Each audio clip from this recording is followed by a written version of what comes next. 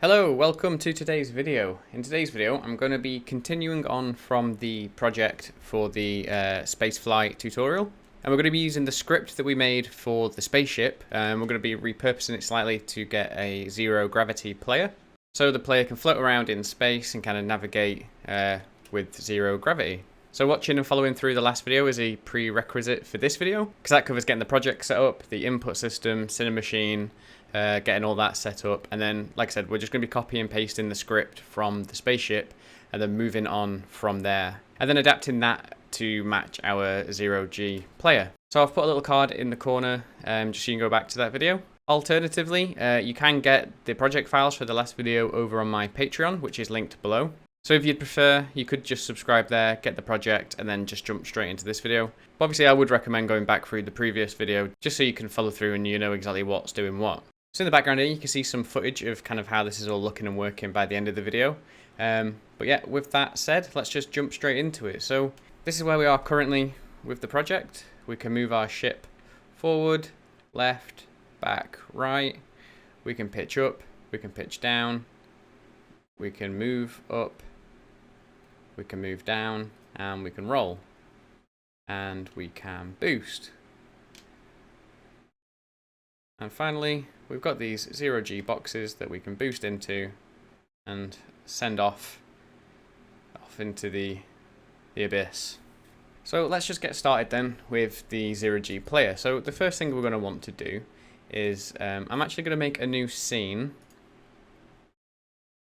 just so we can get this all set up and working, and then we can bring it back into the scene if we want to. We can fly around our ship in first person. So I'm just going to make a new scene. I'm going to use the basic built-in scene here. I'll just hit create. So now, just so we've got a point of reference, so as we're flying around, we can kind of just visualize what's going on a bit more. I'm just going to make a new plane. Okay, so the next thing to do is we're going to open up our player controls. So we've got our ship controls here. So the controls are going to be exactly the same, apart from the fact that we're not going to have pitch and yaw. We're going to have look movement. Just for simplicity's sake, I'm going to right click our ship controls and duplicate. Double click, and we'll call this the player controls. And then for pitch yaw, I'm just going to rename this, and I'm just going to call this look movement. We can have the boost mechanic if we want our zero-G player to be able to boost along, so we'll leave that. And then you either need to make sure autosave is checked or hit the save asset button up here. So that's our player controls set up. So back on our zero-G player, I'm just going to come over here and I'm going to create a new component called the zero-G movement.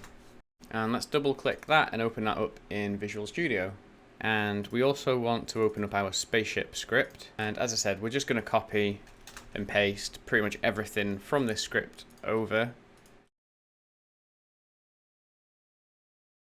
including all of the context, including all of the input methods, all of the boost settings. Hit copy. Just paste them in. We'll hit save on our zero-G movement. Go back over to Unity, let that compile. And then in our zero-G player, we just need to add in Rigidbody. And the other thing we need to do, we're getting some errors here because of the input actions. We just need to make sure that we are using the Unity Engine input system. And from both scripts, we can get rid of these two using statements up there because we're not using them. So hit save, hit save. Let's go back. So back in our zero-G movement script, we can do rb.useGravity and set this equal to false. Just save that. And I'm also just going to check it off here anyway, just so we can visually see that that's checked off. With that line in the code, that's just going to protect us in case we don't actually set that off there ourselves. Now, over on our Rigidbody, we're just going to set our mass to something like 5. The reason for that is that if we bump into the walls, we don't want it to send us spinning, because otherwise it gets really disorientating. I'm going to add a little bit of drag, just so we don't go jetting off, and then I'm going to increase our angular drag to 2. And then we should be able to leave everything else the same there. We can always come back and change things if we need to. So one of the next things we need to do is in our add component here, we need to get an player input component. For our input action asset, we need to get our player controls. For the default map, we can use player controls. And behavior, we need to invoke Unity events.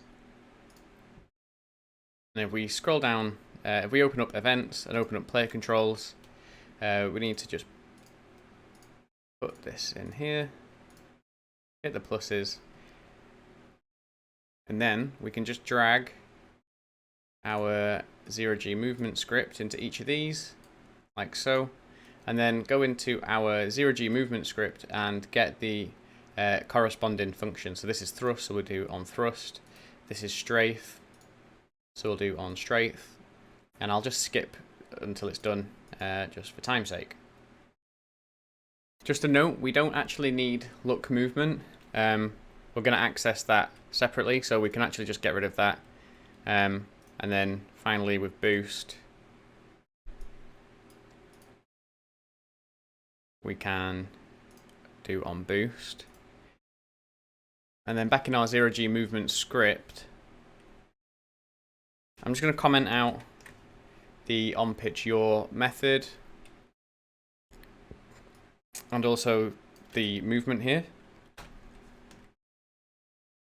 We could just delete them, but I'm going to leave them there just so we know that we're not using pitch and yaw. We're actually going to be doing it through the camera, which we can add now. So I'm just going to change these headers to player movement settings.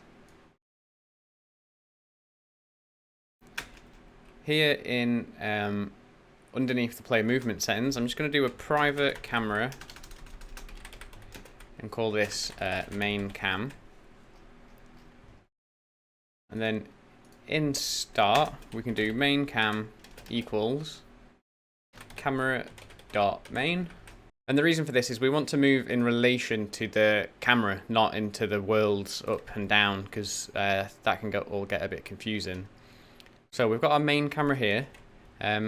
Let's go over back to the project, and to our 0G player, I'm going to add a Cinemachine virtual camera, drag this onto our player, and we'll just center with all the rotation for this player. So you can see our camera here. I'm just going to name this 0G cam. I'm also just going to add a capsule to our player, just so we can kind of see what's going on visually here. And we also need an empty, which is the camera head height. And we'll move this up to the head height of where we kind of want our camera to be positioned. And then for the 0G cam, where it says follow, we want that to be the follow target, is the camera head height. And now where it says body, we want hard lock to target, and aim we want to be POV. And then we just need to add another component on, which is if you just type in input, we need the Cinemachine input provider. And what that's going to do is it's going to read our XY axis from our mouse, and it's going to control the camera directly. So we just need to click the little radio button here, and then we can go player controls, look movement. And we don't need anything for the Z, because we're just getting a vector here of the X and Y. Now our player is at 0, 0, and the room is at 0, 0. For some reason, let's just move that over.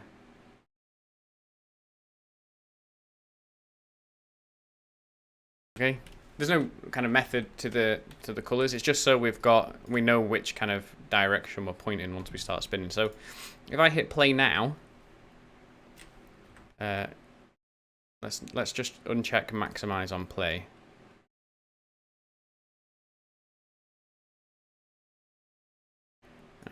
Let's just get this up here. So if I hit play now, you can see that we are looking around, and this is all based on our XY position on the mouse. And then currently, if we press W on the keyboard, we'll start to move forward. But you can see that we're moving forward based on the bean's forward axis, which is kind of what you'd expect. We can rotate with Q and E as well, like we have been able to. And we're going to bump into the wall. So let's go backwards.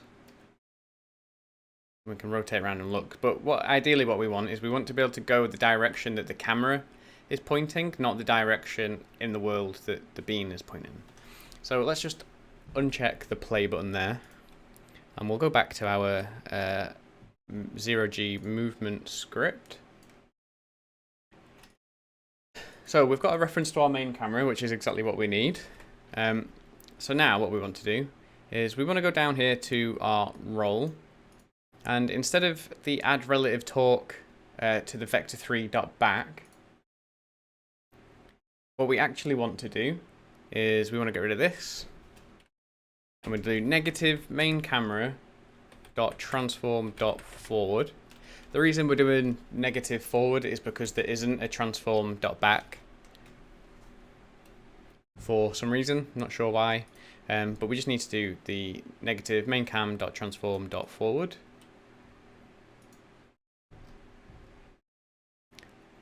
For the thrust, we want to change where it says add relative force.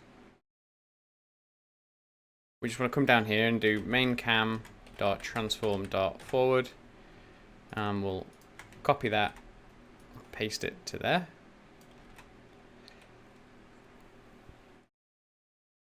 And we don't want add relative force, it needs to be add force. Oi! I apologise for the barking dogs. I am dog sitting and they just heard another dog barking. Okay, so for strafing, again, we need to replace vector3.right. This needs to be our main cam dot transform dot right, and the same here for this one. And we also want to get rid of the word relative here and here. So if we hit save now and go back to our project. So now if I don't move the camera, you can see that we press W, go forward, press S, we go back. Okay, so you can see we can go left and right. Okay, so just to check this is all working, I'm just going to make some more boxes here, just so we've got a bit more of a reference than just a big red wall. Okay, that's better. So you can see that we can hold D and go right. We can hold A and go left. We go forward, backwards. But if we look up and then we press forward, we'll now travel in the direction that the camera is pointing. So we can go back this way. Go down here. Travel up here. We can rotate around the camera. So we're looking up, we'll rotate kind of around our own axes here. But if we're looking forward, we'll rotate around like that. One thing I do want to do on our player, I'm just going to reduce this thrust glide reduction here, just down to something low like that. And I'm also going to change the roll torque to something, say about 250. For the thrust, let's do 250 as well. Do 150 for the up and 150 for the strafe. Just for clarity's sake, I'm going to get rid of the pitch and yaw torque because we don't actually use them now in this script. So there's no point having them show up in the inspector, just confusing things. There you go, so we come to a stop a bit easier now. And to make the roll work properly, actually I've just noticed we also need to get rid of the relative roll. So we just need to have add torque. So if we save that and go back, you now see that we should rotate perfectly around the axes of the camera. So even if we are looking straight up, we will rotate around kind of, we'll have a nice little rotation like that. So we can orientate ourselves, go this way, go up here. We can strafe around the boxes. And we can make the boxes 0G as well by just adding a rigid body onto them. Checking off use gravity, and then if we give them like a really low mass, so 0.1. Let's delete the ones that don't have the rigid body. I don't know how I called it F, but 0G box for the rigid body. Just drag a few more around.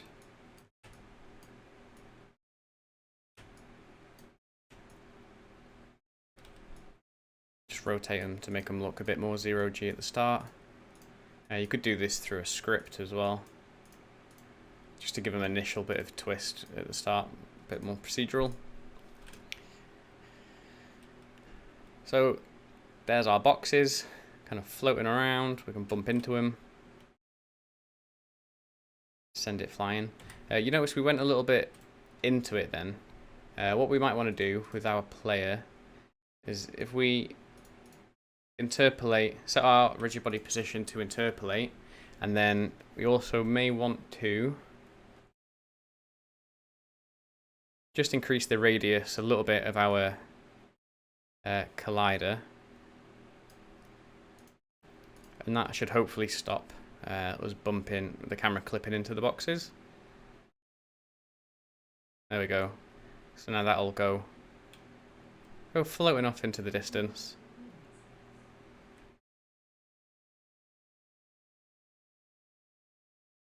So now if we save our scene, we'll just call this first person 0G.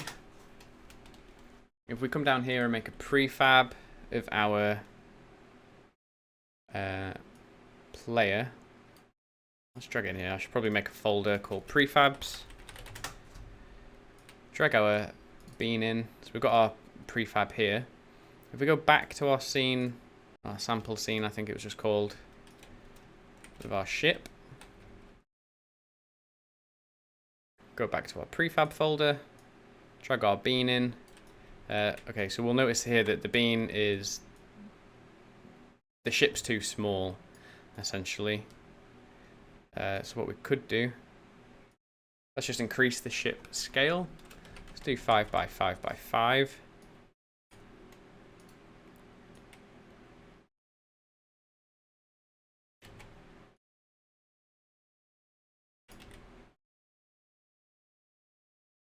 We have our ship there. Let's fly around our ship in first person. Oh, wait. Doing this, we need to knock the camera that's attached to the ship. So we'll call this the ship cam. We just need to knock the priority down to something like 0. Just make sure that the player 0G cam, make sure the priority is higher than the camera that's the ship cam here.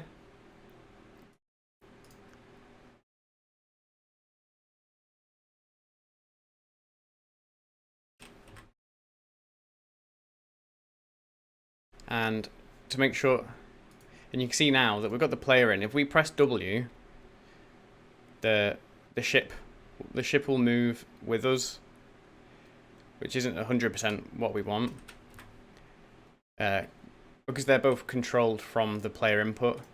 What we can do to solve that is if we go back to our spaceship script, and just down here we'll make a bool, just a private boolean called is occupied, which we'll set to false by default. In our fixed update here, we want to say if is occupied, then do this. So basically there's no player inside it, it's not occupied, so it shouldn't be taking input. So now you can see that as we move around, we can go to our spaceship.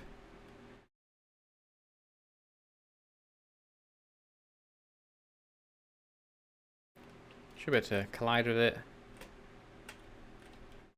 Go around. We've got our boxes over here. Some nice shiny loot. We can bonk into them, send them off.